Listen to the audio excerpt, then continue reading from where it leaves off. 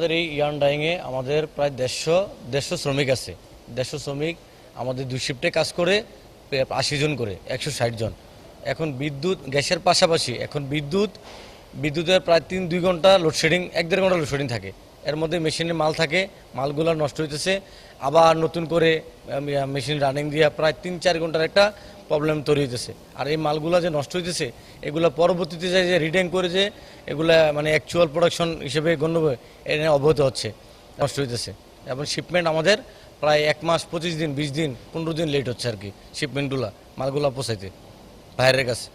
এগুলো আমাদের মেন বিদ্যুতের সমস্যা, পাশাপাশি গ্যাসের একটা বড় ঘাটতি। সকাল 7টা থেকে 2টা পর্যন্ত গ্যাস থাকে না, এটা হলো সবচেয়ে বড় সমস্যা। আর বিদ্যুৎ এই 2 ঘন্টা থাকে, এরপর আবার আধা ঘন্টা, এরপর আবার দেখেছে 3 ঘন্টা পরে আবার 1 ঘন্টা নাই, আধা ঘন্টা নাই, আবার রাত্রে তো আসেই।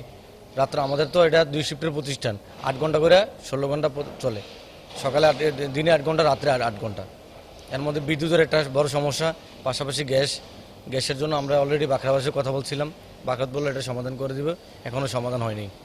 মেশিনে যে মাল থাকে, মালগুলো তো আবার দেখেছে একটু 1 ঘন্টা যদি লেট হয়, জেনারেটর যদি কোনো কারণে ত্রুটি থাকে, তখন মেশিনের মালগুলো এমনি পড়ে থাকে, এমনি তো নষ্ট হচ্ছে মাল।